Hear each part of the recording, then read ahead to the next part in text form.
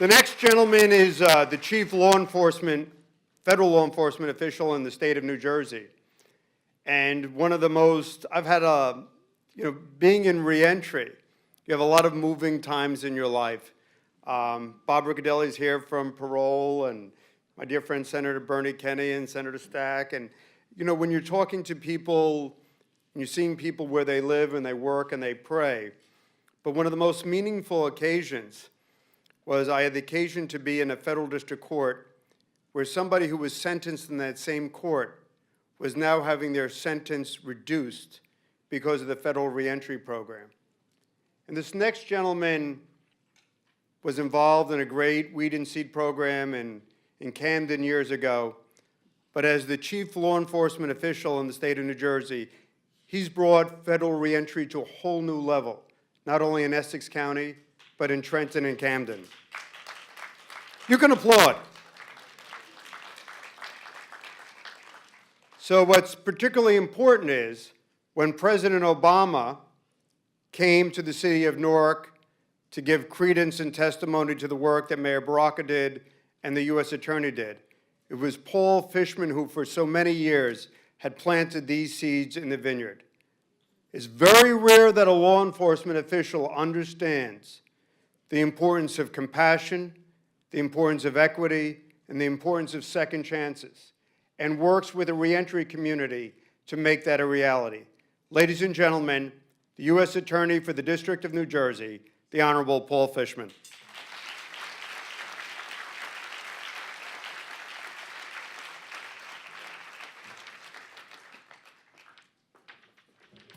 Good morning. Oh, that was very sad. Good morning. So, thank you, Jim, for that lovely introduction. And I'm going to leave now because I can't do any better than that. I want to thank Mayor Fulop and your colleagues, John Kufos, and everyone who's working on this unbelievably significant issue. It's a law enforcement issue. It's an equal opportunity issue. It's a civil rights issue. And I am enormously proud of the work that the people in the federal family have done on the reentry project that we have in Newark and really in the U.S. Attorney's offices across the country. I have prepared remarks. I'm going to get to them in a second, but I do want to, because Jim talked about that reentry graduation that he attended in the summer of 2014, I just want to tell one story from that graduation. The way the graduation was set up, we have now had 30 some odd men and one woman go through our federal reentry program in Newark. And that graduation was for the first 6 who had successfully completed the program. They have to go through 52 weeks of showing up to court every 2 weeks, meeting with a federal judge and a probation officer, and getting intensive, and I'll talk about this in a second, getting intensive attention from us to find jobs and housing and mental health treatment and schools for their kids and a variety of other things that are unbelievably important. But that day was the single most inspiring moment in my 33 years of practicing law I have ever spent in a federal courtroom. And what was remarkable about it was that the probation officer, the way this program was styled, I was going to speak, and then the probation officer who runs the program was going to make a formal motion to the court to reduce the term of supervision for these 6 people who had just come out of prison a year and a half earlier. What we had not put into the program, and what we didn't expect, is that when the first of those men went to the front of the courtroom to have his period of supervision reduced and get his certificate, that he would step to the podium and speak. And of course, once he did that, the other 5 felt compelled to do the same thing. And one by one, they each told what the program had meant to them. But the one story from that day that stuck with me, and I talked about this a couple of years ago, for those of you who were in the room 2 years ago, I apologize. A fellow named Amari Terrell said that one night at the end of court, because the court runs from 5 o'clock to 7 o'clock, it was dark, it was winter, and one of the public defenders, a young woman, said to him, listen, I know you just moved into a new apartment and I have some sheets and towels that I don't need. They're back at my car. Do you want to come get them? And so he walked her to his car and to her car. They got the sheets and towels, and she said to him, "How are you getting home?" And he said, "My car is about 6 blocks from here." She said, "I'll drive you."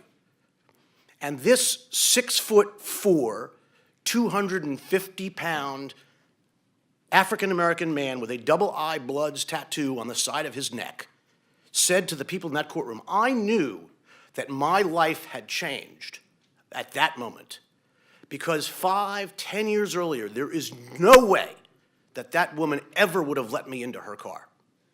And that's what our program is about, making those kinds of changes. Now, this is the third year. This is the third year that I've helped to kick off this conference, and I'm flattered to be invited back. But I was also a little, honestly, confounded about what I wanted to talk about this morning. In the 2 previous times I've been here, I've talked about the huge incarceration rate that the mayor just alluded to, the awful recidivism rates for people who get out of prison, the employment, mental health, and educational obstacles at which all reentering prisoners are looking, the excitement of our federal reentry court, which I just talked a little bit about, and honestly, my regret that we have been unable to do even more. But I don't want to give that speech again. I also thought that I could tout the things that we're doing, events that are coming up, plans that we're making. I could talk at length about the second federal reentry court we started in Newark, the one we've now started in Camden, and the one that I hope we're going to get started in Trenton this year, which is where our 3 federal courthouses are. I could talk about the fact that the White House has designated the last week in April of this year as Federal Reentry Week, and that my colleagues all across the country will be highlighting the work of their federal reentry courts, which now number about 60.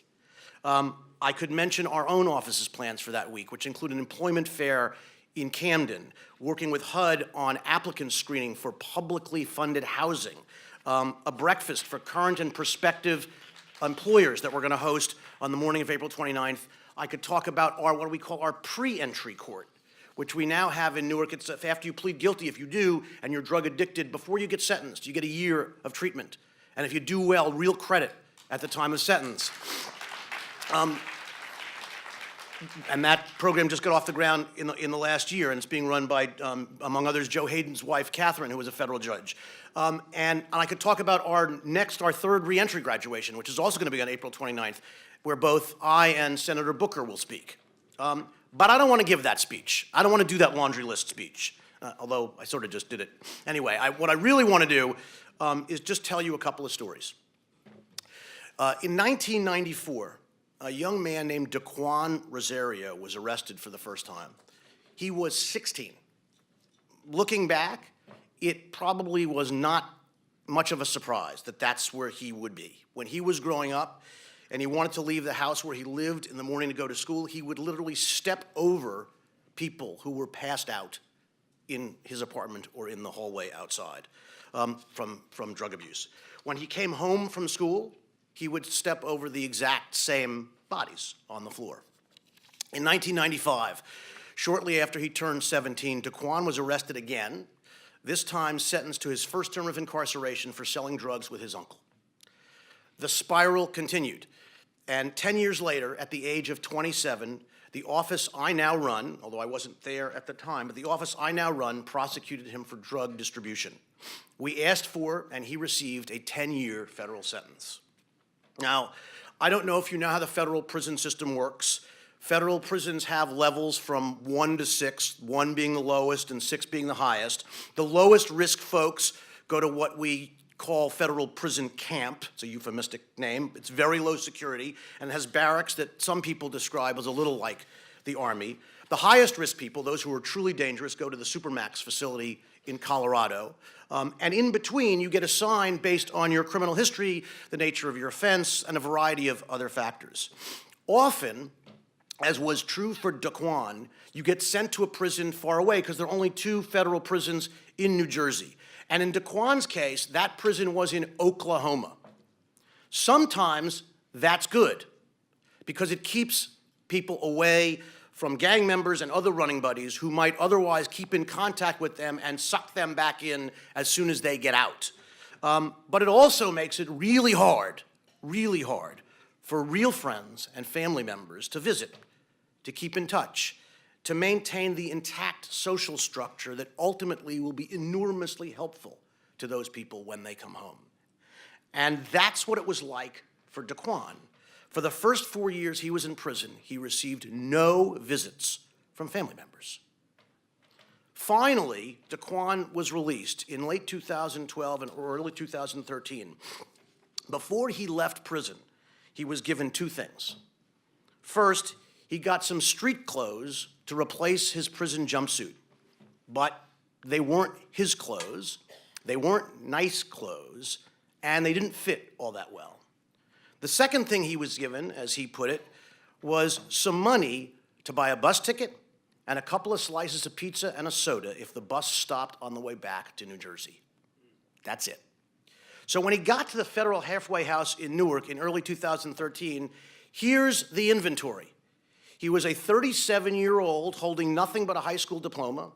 He had no job skills, no significant job history except for the positions he held while he was in prison, no money, clothes that weren't his, didn't fit him well, and weren't very nice. So what did he do? He managed to get a job flipping burgers at Burger King.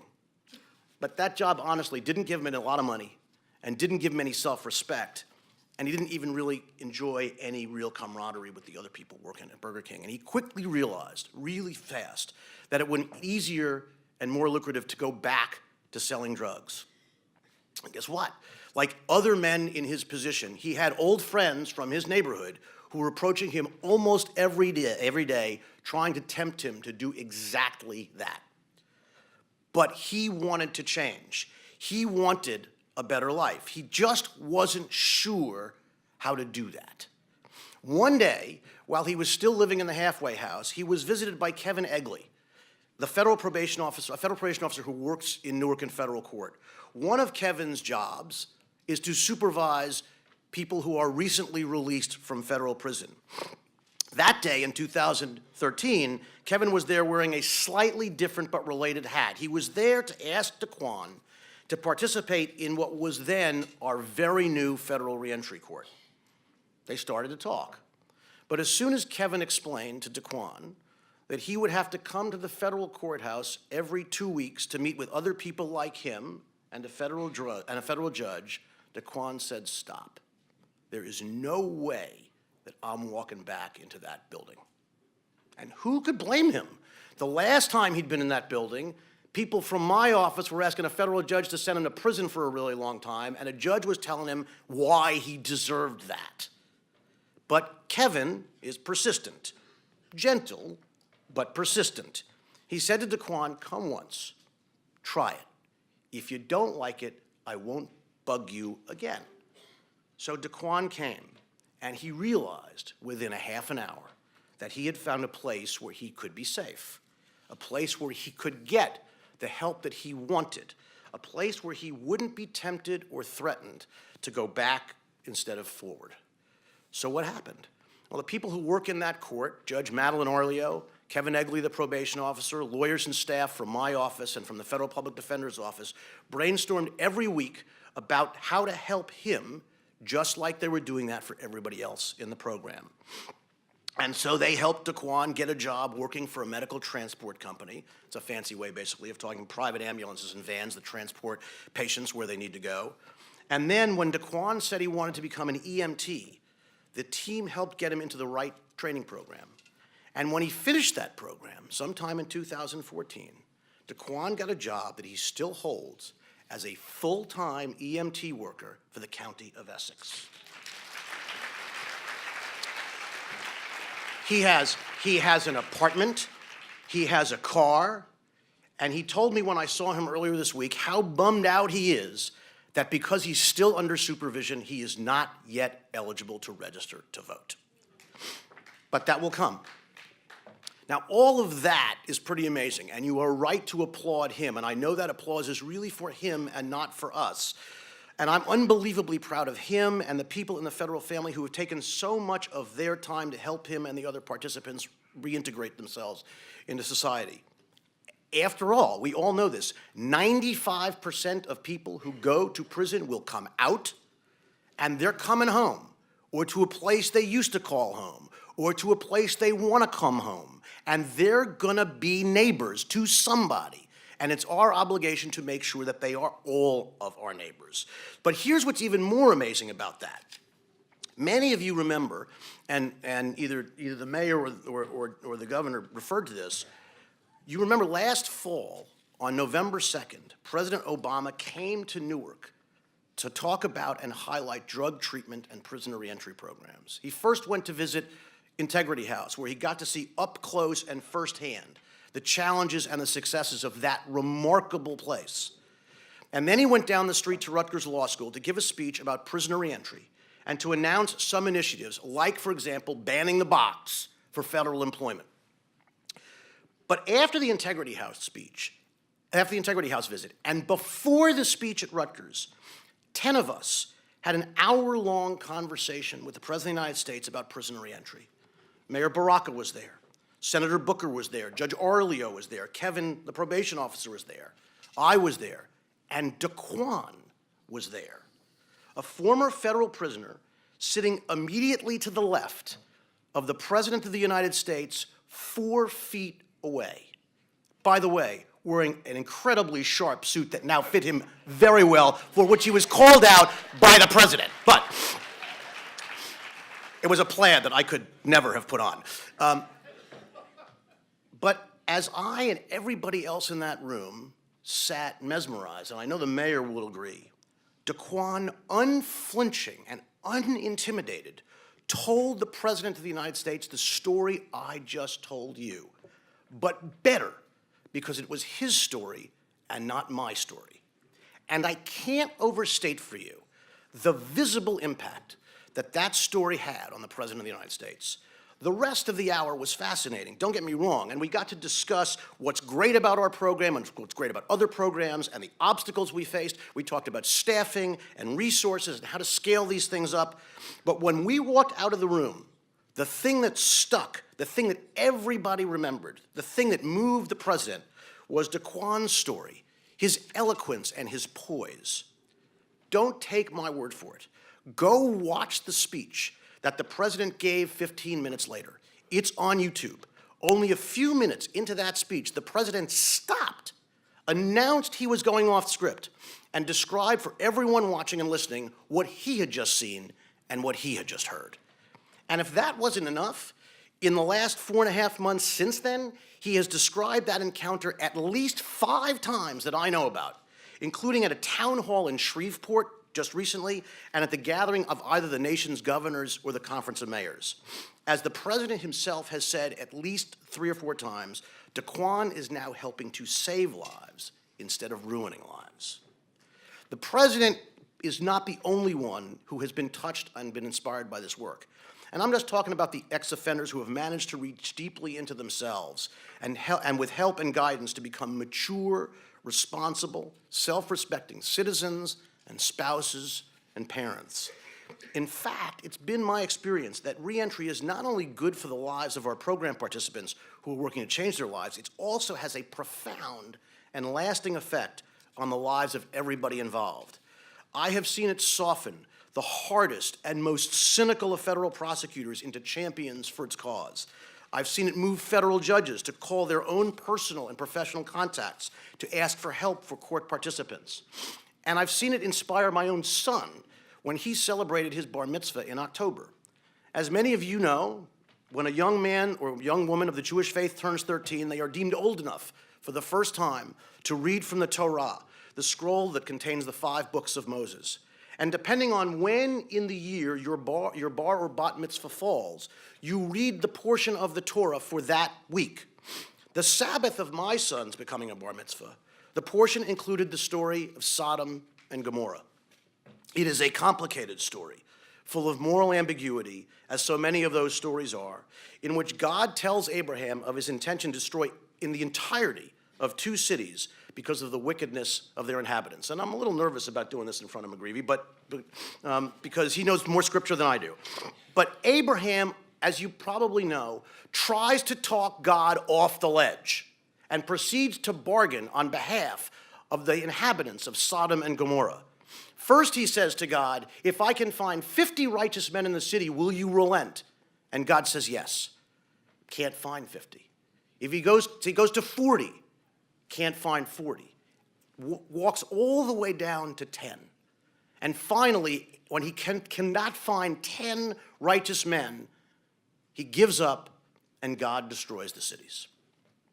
It is the custom in my synagogue, as it is in many others, that the young man or woman who is called to the Torah that day gives, in addition to reading from the Torah, gives a teaching, a small little sermon, if you will, what we call a Devar Torah, a teaching of the Torah about that week's portion. So Ian asked the question at the beginning of his Torah Devar, of his Devar Torah, if God knew, and he must have, how it was all going to turn out, why did he bother to tell Abraham in the first place to have Abraham bargain for nothing? Ian's take was that God wanted Abraham to learn for himself that he had the character and the confidence and the skills necessary to be the leader of the Jewish people. And he then proceeded to list and explain what he thought were those attributes. I won't tarry with the details. I'm already a little too much of the obnoxious, proud father up here. But I do want to share the end of it, because the quality at the end that Ian focused on was compassion. Abraham, he said, stands up for the innocent people of Sodom and Gomorrah that he doesn't even know. And he feels so strongly that he would rather let the wicked go free than let the innocent people perish. It also seems that he didn't think the punishment was fair, and that maybe the wicked shouldn't be punished this harshly at all. Even if they are bad people, that doesn't mean they should die. Maybe they deserve a second chance. He went on, another lesson we learned from this week's Torah portion is that even if people do something bad, then maybe they deserve a second chance, and maybe we should think about how they get punished. And that's what my Tikkun Olam project is about. My Tikkun Olam project is helping people who have just gotten out of federal prison with everyday things, such as learning how to set up a social media account for their business, teaching them how to use their smartphones, and teaching them how to use Google Docs for notes and presentations. I believe that these returning prisoners have learned their lesson, and I think they should get a second chance. I'm glad they get that chance, and I'm glad that I can help them have it. I think Abraham would have wanted the same thing. So my son, moved by this work, hearing me talk about it incessantly, having met one or two of the men who graduated, decided for his bar mitzvah project that what he would do is teach them how to use their smartphones, how to create Instagram accounts, how to enter a world that they have only seen on television from prison. Earlier this week, we marked the beginning of spring, the season that brings us renewal, the promise of warmth, and flowers from plants that looked like they had lost their potential for growth. This weekend, those of you who are Christians will celebrate Easter, a holiday that is all about redemption, hope, renewal, and new life. And in a few short weeks, those of us who are Jews will celebrate Passover, a holiday that is dedicated to the idea of freedom. In this season, we remember that helping ex-offenders reintegrate themselves into society embodies all of that and more. Today, as we spend the day talking, reflecting, and thinking about reentry, we are inspired by our respective faiths and by the understanding that together we can perform acts of tikkun olam and begin to repair the world. That's what Daquan is doing. When he stabilizes the victim of a car accident for a ride to the hospital, when he resuscitates someone in cardiac arrest, when he puts a tourniquet on a wound from a gunshot, the people he helps, the people he saves, and the people who love them could not care less. They just don't care that he did time. All they care about is that he is giving those patients and those families exactly what we're giving him, a second chance. Thank you for believing in this work.